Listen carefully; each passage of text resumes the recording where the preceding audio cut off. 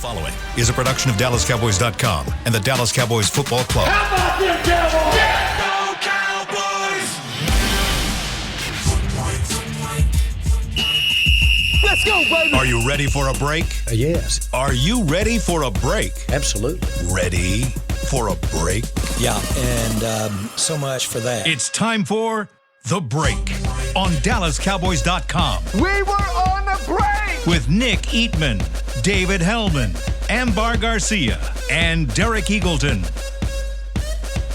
It is Thursday, October 14th, 2021, Season 17, Episode number 41. Welcome to the latest edition of The Break. We're live from the SWBC Mortgage Studios. At the start, we got a lot we're going to hit today. Nick, give me a 41. Get this thing started right. There's the right answer. There's a show answer, and then there's Kareem Larimore.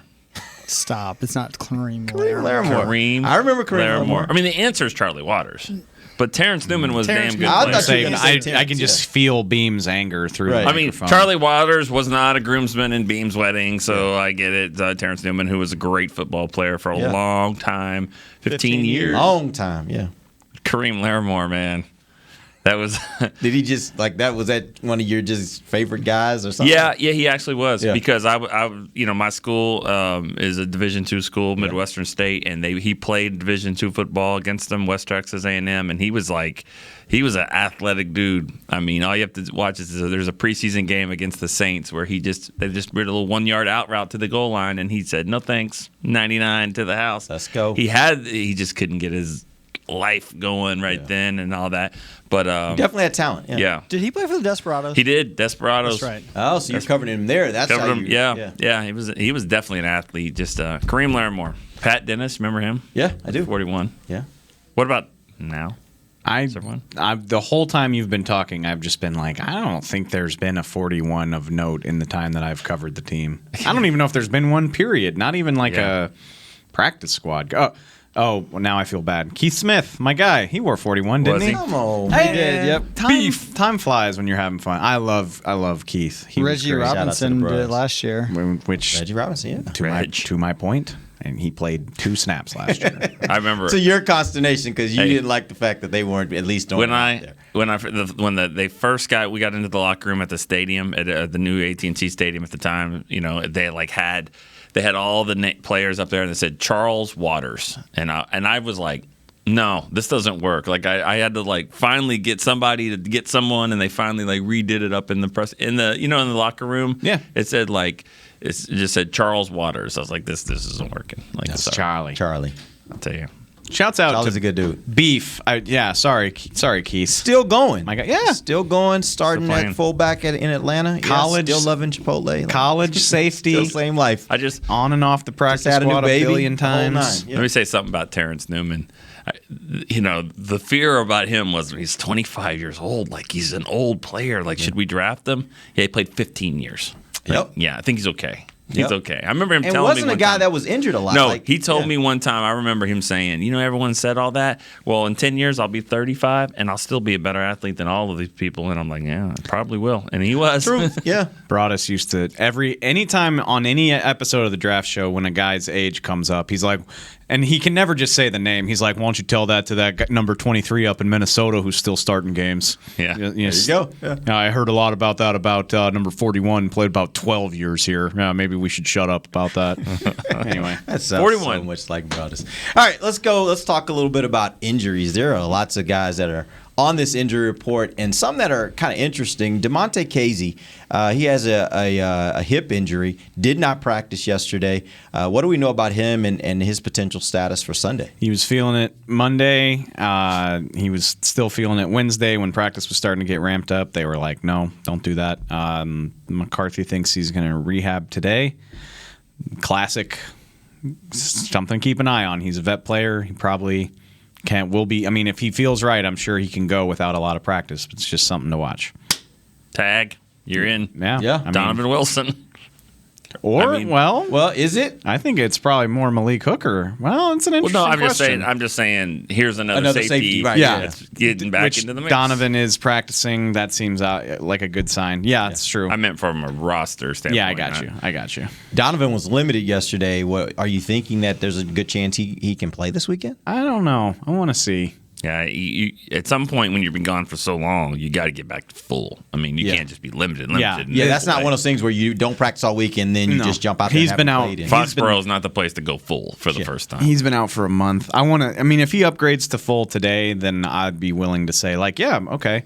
But if they might just be saying, all right, get some reps and you'll get acclimated and then we'll have the bye week and then you can go full after the bye week. So we'll have to see. Yep. Let's talk about Trayvon Diggs. He has an ankle injury, did not practice yesterday. What are we thinking on him? It's not thought to be significant per Mike McCarthy. He dinged it in the game. He's going to try to go limited today. So, I think that's a classic case of like, let's be smart with our stars, and I think he'll play. Same thing with Zeke Elliott, ribs? Yes.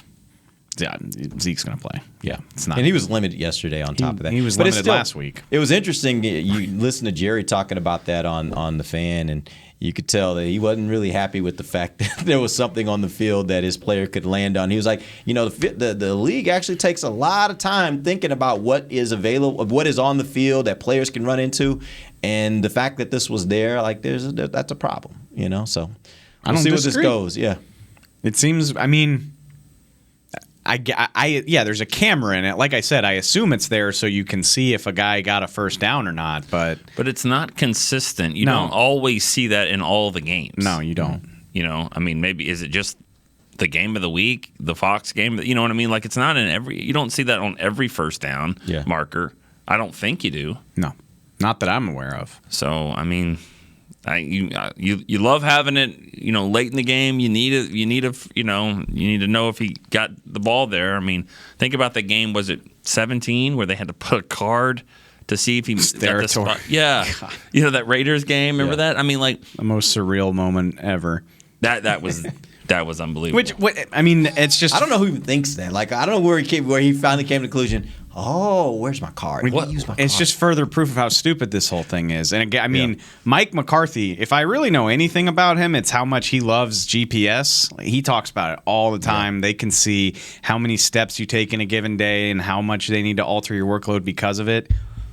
We can chip the damn ball and see, did the ball reach the edge of the 38-yard line? That's a first down. And should be known instantaneously.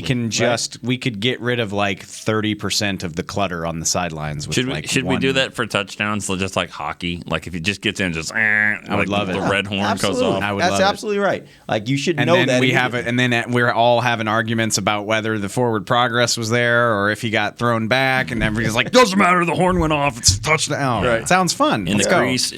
Yeah. Love it. All right. So let's do this. We're going to take our first break a little early here, but we're going to take our first break. When we come back, we'll be joined by Bucky Brooks of NFL Network. We're going to talk about this New England Patriots defense versus the Cowboys offense. When we come right back, this is DallasCowboys.com radio. Before there was a draft, you could size up a cowboy by 3 simple factors: the crease in his hat, the bend of his brim, and his unbending attitude. A man Stetson didn't just protect him from what life threw at him, it projected a rugged, unstoppable spirit. Stetson hats are still American-made with pride right here in Texas. They're still the unofficial crown of all self-respecting cowboys, and Stetson is proud to be on the field with America's team. Find a retailer nearest you at stetson.com/cowboys. The Cowboys way, where 16 Hall of Famers and 5 championships shows us what success looks like. Where turkey is always the second best part of Thanksgiving Day.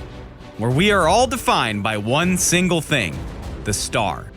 Where we as fans know it's our job to keep the tradition going. Bank of America is proud to be the official bank of the Dallas Cowboys and to support the quest of living life the Cowboys way. Copyright 2020, Bank of America Corporation. Want to use what the pros use? How about the official men's skincare brand of the Dallas Cowboys? Jack Black. Right now, you can get the Jack Black Starter, a curated collection of Cowboys locker room favorites for just $10 with free shipping. The starter includes 4 Jack Black skincare favorites, plus a full-sized intense therapy lip balm. Go to getjackblack.com/Cowboys and use the code word TEAMJB. That's getjackblack.com/Cowboys. The Jack Black Starter, $10, free shipping. Honey, big news. Gary, are you okay? Oh, I'm not Gary anymore. I'm Jackie Flash. What? See, I want the latest smartphone, but the best deals are only for new customers. So, to get a new customer deal, I changed my name to Jackie Flash. Okay, but the best smartphone deals at AT&T are for everyone, new and existing customers. That's huge. Then guess who's getting a deal? Is it Jackie Flash? Jackie Flash. It's not complicated. At AT&T, our best smartphone deals are for everyone. Restrictions apply. Visit att.com for details. Back to the break. Energize your next event with an appearance by the world-famous Dallas Cowboys cheerleaders. Ignite your audience and create personalized moments for all. To book America's Sweethearts for your next event, visit DallasCowboysCheerleaders.com/appearances. Welcome back to the second segment of the break, live from the SWBC Mortgage Studios at the Star. We're joined right now by Bucky Brooks of NFL Network. Bucky, welcome to the show today. Let's first start off with the fact that this New England defense, they're kind of interesting when you look at the numbers. They're 5th right now in total defense. They're 5th in points allowed with only giving up 92 over 5 games. What's the strength of this defense?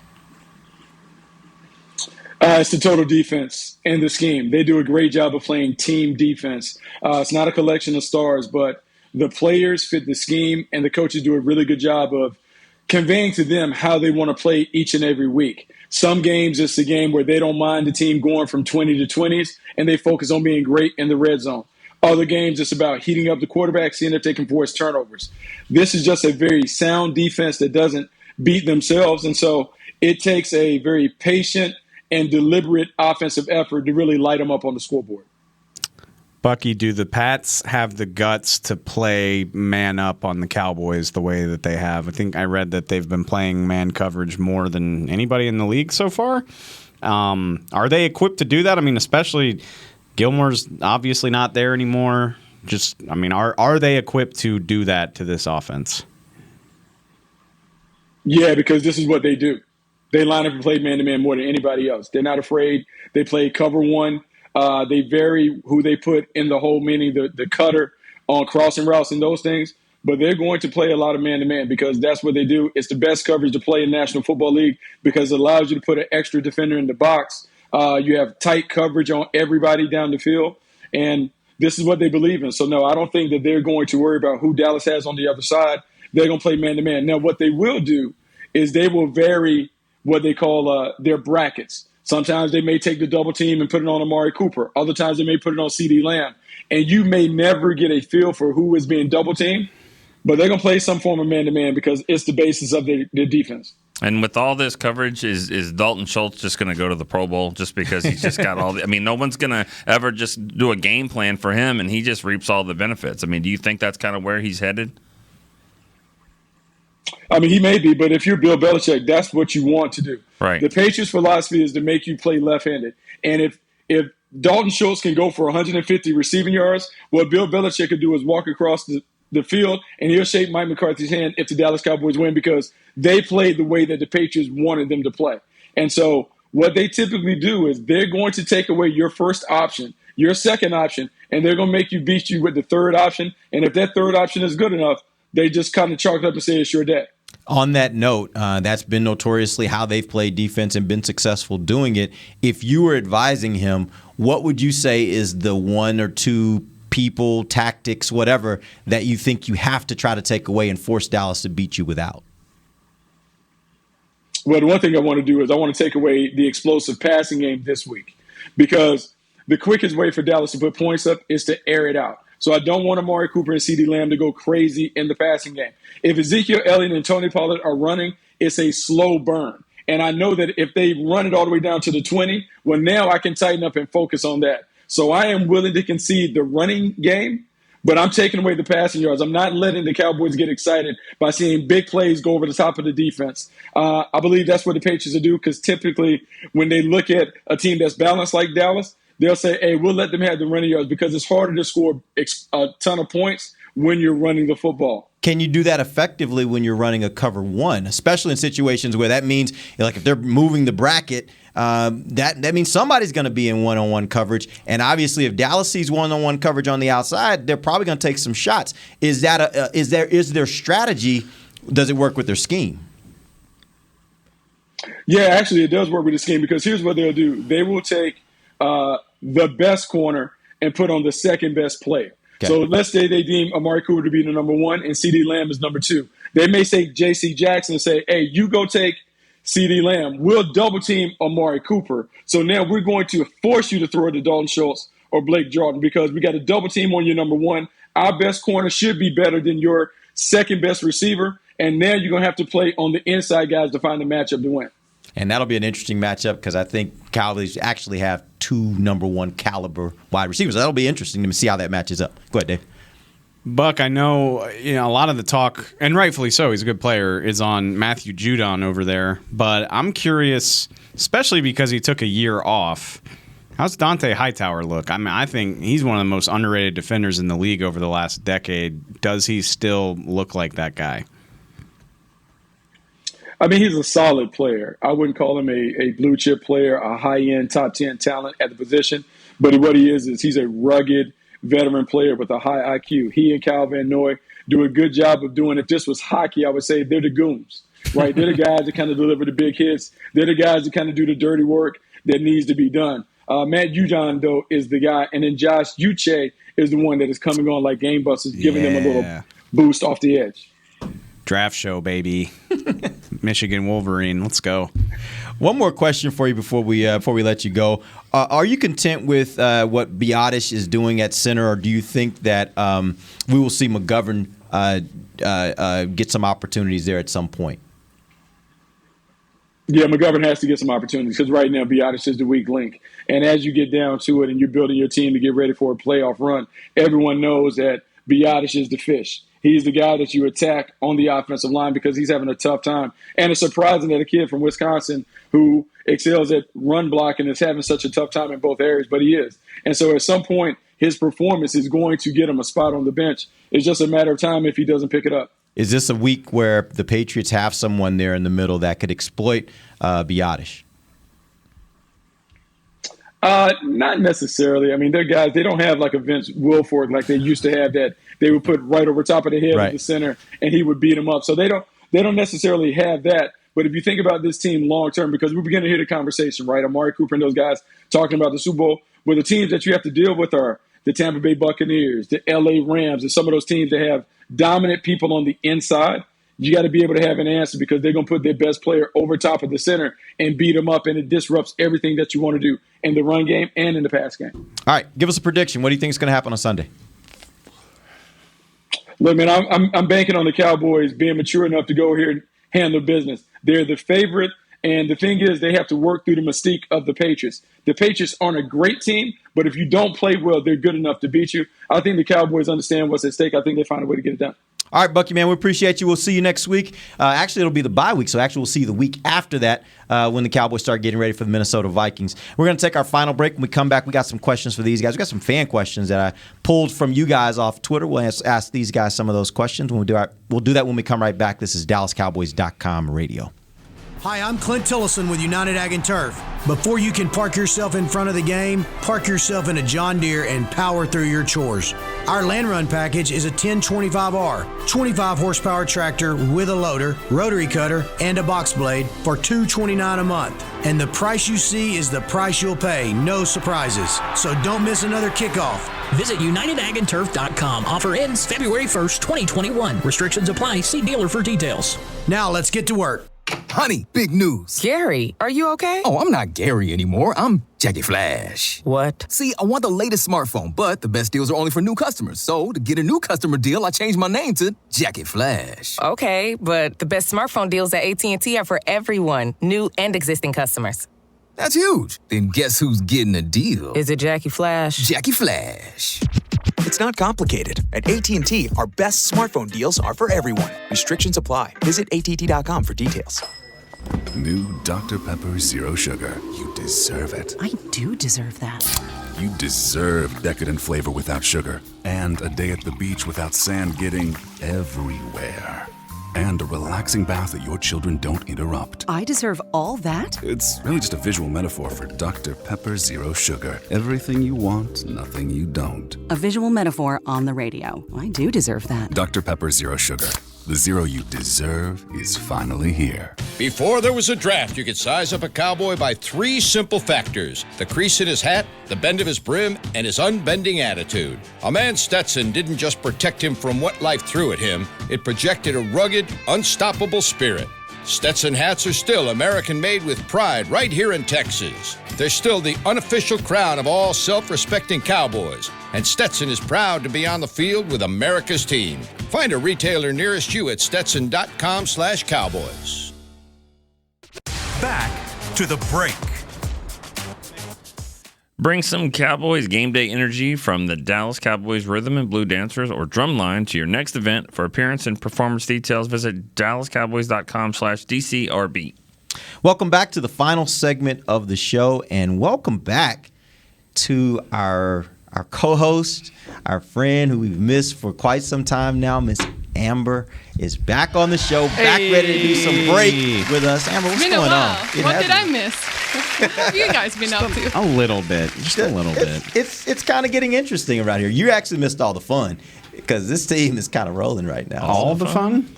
Huh? Wow. Just the fun's over. Like it's October No, I'm just 14th. saying, like, she missed that was all fun going on while she was gone. Is what I'm saying. Okay. Hopefully there'll be more, and hopefully she'll get to be a part of that. But yeah, you missed some fun stuff. If it stops being fun, you got to go. Yeah. Exactly. Then we're booting her out of here. I'll be fine with that. Right. I'll be fine. No, but I've been saying this whole time. Do you guys hear me okay? Yeah, we can hear you. Okay.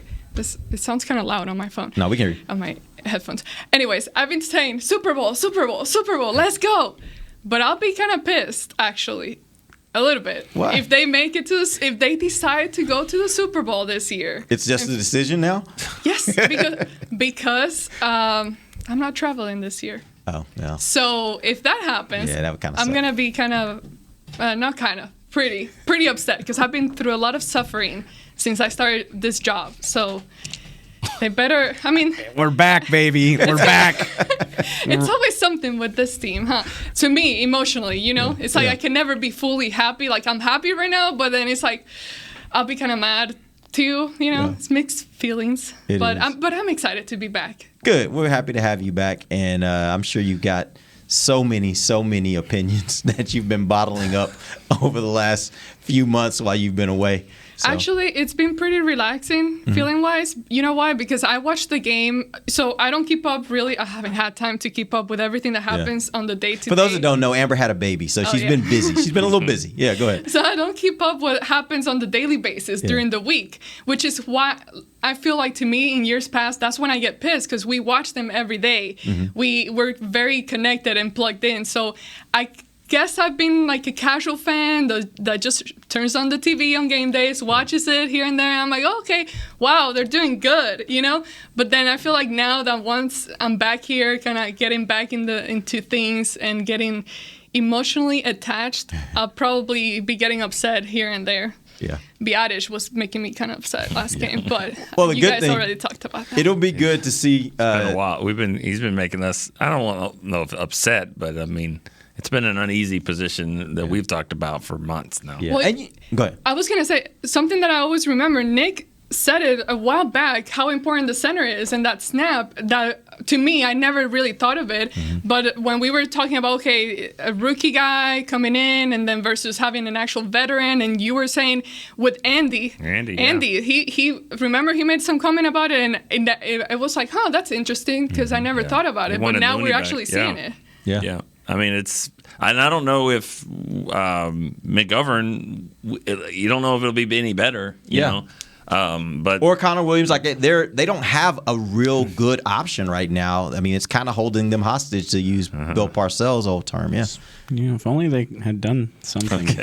Every time we have this topic, that's where Dave ends up, is like, if only they would have foreseen this problem as a problem and done something about it. But what else is there to say? Yeah. It's almost like the time 3 years ago when they're like, we don't need a number one receiver. We're fine with these guys right here. Hold on, let's trade for Amari Cooper. Like that's kind of what this feels like. I don't think the wheels are falling off. No, I'm not implying anything. I'm not implying. No, if there am I going to wake up from my flight home from New England like Frank Ragnow? Yeah. I shouldn't even said a name. Don't talk about other yeah. names. Yeah, Dave's like, what happened? What's going on? It was like, interesting to me trade that for Amari. when they were earlier this week when Jerry had his call with the fan here locally, he actually was asked about the snaps, and he admitted like, yeah, it's a bit of a problem, which was kind of a shock to me because they don't always, coaches, Jerry, whoever, don't always just go out and talk about problems with a player.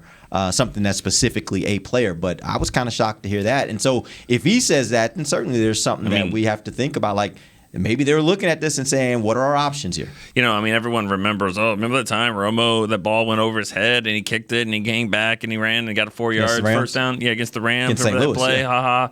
Ha-ha. Andre Gerard's the 5-time Pro Bowler was the one that airmailed it over his head. Yeah. I mean, and he had some issues sometimes with but he was also pretty good at blocking, and he got that under control. But I mean, it happens. It just can't happen on a regular basis. Yeah, and I do think that Duke made some really good points. Duke Manyweather, who we had on earlier this week, I think he made some really good points about what you have to consider. And I saw these on Twitter. He was talking about a center and what all they have to do. And it is a tough job. It absolutely is a tough job. And you're talking about a guy that hasn't even had a full season yet in the NFL as a starter. So I think when you consider it from that standpoint, yeah, he's got some learning to do. There are some things that he's not great at. There's some things he's going to have to develop at.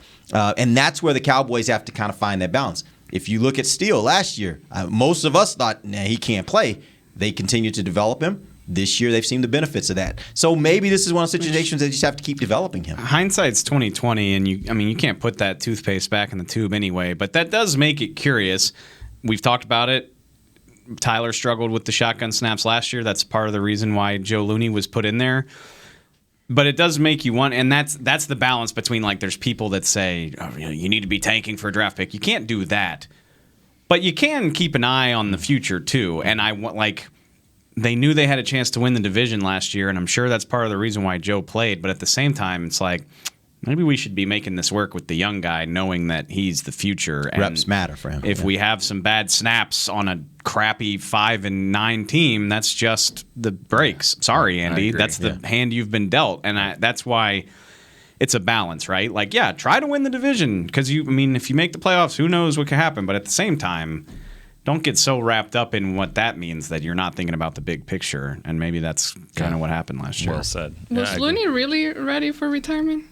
Or was it one of the things? No, shoot, he was here. He was here last night. Should have asked him. I don't know. It makes me wonder because I know his family is here, so I don't know if it was kind of like, the Cowboys didn't call me back, and I'd just rather stay around. If the Cowboys had really wanted Joe back, I think he would have been here. Yeah, I think they still wanted him back now. He would probably consider it. I would guess. He can't now. He retired as a New York Giant. They have his rights. Yeah, it'd be a question of whether he could get out of that, which I would assume he probably could, but who knows? Well, why? Division rival? Maybe not. Just maybe beat not. their Good ass? point. Maybe not. Maybe not. I don't think it's a coincidence, and the Cowboys don't think it's a coincidence that the Giants have signed him and he retired with them and all that. But I remember back in March, talking to some people about, okay, when free agency started, you always got to get on the phone and figure out what's going on, who's going to sign, and it was like, yeah, this guy will probably sign. Joe will probably re-sign. Cool. And then I was kind of waiting on that. I don't know if I wrote that story, but we were kind of getting ready for it. We were prepared for a Joe Looney re-sign. I saw him at the Star District, and I'm talking to him, and he was like, "Yeah, I'm gonna sign. Just got to go over there and get it done." I thought it was a done deal. Yeah. They didn't give 73 to anyone, and this is happening. Even Kellen Moore mentioned it. Remember that? He mentioned it in training camp. Yeah, I think Joe's not with us right now. I was like, okay, and then he signs with the Giants the next day. Yeah. So I think he was always sort of in the mix to return, just didn't. He left. Other than last night on the show with Shannon and Nate. It's definitely weird. Having said all of that, I'm not ready to close the book on Tyler Biadasz. Yeah, me either. They've played 5 games, so he's started 9. Yeah. Yeah, we'll see what happens. But watch, they've been winning games right now, right? And it's like, you can't afford. But then they win. You can't afford to make these mistakes against better teams. I get that. If it happens, of course, in one play, and they lose the game because of that, Honestly, yeah. I mean, that's what it'll be. It'll be that drive against the Chargers. Got to get 5 more yards, 10 more yards, got to get in field goal range, and then all of a sudden snap is low, and he couldn't get it up and threw it and incomplete. Now they have to kick a 59-yard field goal, and they missed, and then it's going to come back. And I mean, they haven't been in those games yet, really, other than that game right there. Well, I guess Tampa, they were driving for that. So they've been in those games, but like she said, that's when it's going to happen. And honestly, I'll say this. If it happens once, I'm not necessarily going to be like, oh, they got to get rid of him. I mean, again, that's a part of the growing pains. And I personally am a believer in once you show me that you can do it, I believe you can. And what I'm getting at with that is they've now shown me that they know how to develop at least one offensive lineman. I'm going to trust the fact that this is a guy that they're going to continue to develop until I see it being a problem that's a consistent problem. Yeah. Now, if you go 2 or 3 weeks in a row and he is the reason why you're losing, now it's like, all right, I know you want to develop him, but right now you got a team that can go far. You can't afford to let him hamstring you. And snapping just seems like such a correctable issue. It's muscle memory. And again, I've never played center, but I can imagine if you're not 100% confident that you can handle the guy in front of you, that's probably taking up a lot of space in your brain, right? Yeah. So between the muscle memory and just getting more comfortable with the speed of it. Like in the long term, I'm way more worried about Tyler getting carried into the backfield than whether or not the snaps are on. Like I feel like that can come as you get more confident and comfortable with what's going on. Never seen Dak play basketball, but I bet he's pretty good because that's what you have to do to just gather the ball in like that. That's what Romo was really good at it. You take bad snaps and you scoop it up quickly, and that's what basketball is. The ball's not always there, but you just it's your handles. And so I bet you Dak is probably pretty good at it because when you're an NFL quarterback, you're probably pretty good at everything. Yeah. I'm guessing. Even though I've never heard him. Does he play golf? He picked up golf when we went to Mississippi State to do that movie about him. That was like the first real time he'd messed around with golf. And like by the end of the trip, he was like, yeah, I'm going to start doing this. And last time I heard he was pretty good, which is, again, not surprising for an NFL athlete. Exactly. I taught Terrence Newman how to play golf. Remember Broadus used to say that? Yes, now that you mention it, yes, I do. The Broadus Show. All right, so here's what we're going to do. We got some questions for you guys. Let's start first. This is a question I asked Bucky, and his answer was kind of interesting to me because I kind of want to see where this plays out, and I'm going to be watching very closely on Sunday to see how it plays out. But obviously the tactic for Bill Belichick has been for years defensively, he's going to take away the best thing that the opposing team does offensively, and he's going to force them to beat them without it. So if you were advising Bill Belichick, what would you say on this team would be that one thing, tactic, player that you would think you need to try to take this away if you can? I can't get over the me advising Belichick thing. Yeah, sure, you can do that. I laughed when you said it to Bucky, and I'm definitely laughing now. So I actually forgot what you were asking. So go ahead to start with Dave because I just can't get over the whole like, hey, Bill, hey. Get a second. Come here. Nice hoodie. But I have to tell you something here. Watch out. Nice hoodie. Wear your sleeves. Yeah. I do think so we talked about this earlier this week. Somebody's got to be willing to really commit to stop the run. And if Bucky's right, maybe it'll be Bill Belichick. And if he's got what? Well, but Bucky went opposite on that. He said, if I were telling him what to do, I would actually say stop the big play on the outside. No, which means I'm not what Bucky said he would do. What Bucky thinks that they're going to do, which is play cover one and trust those guys. And that'll be interesting because we haven't seen a team willing to do that very much yet this season. And then I can't wait to see what that looks like. J.C. Jackson, really underrated player. For as much as we rave about Diggs, J.C. Jackson has like 14 picks over the last 2+ seasons. Two this year. He's got 2 this year. He had 9 the year before. He had 9 in 2020 and 5 before that. I mean, he's got ball skills. What I'm interested in, we know Jalen Mills. We know his work, and we know that should be a mismatch unless you're committed to always giving him help. Like, if I'm the Cowboys, if I'm Dak Prescott, I'm just like waiting for my opportunity where they let him try something one-on-one. I'm like, this is where we're going to get our money right here. Eagles. He played for the Eagles, yeah, right? Yeah. I mean, if I'm Dak, I'm looking at this and saying, if you're going to play cover one, I'm always looking for whoever's the single coverage guy. I feel like, and he said they like to put their best guy, the best corner on your second best receiver.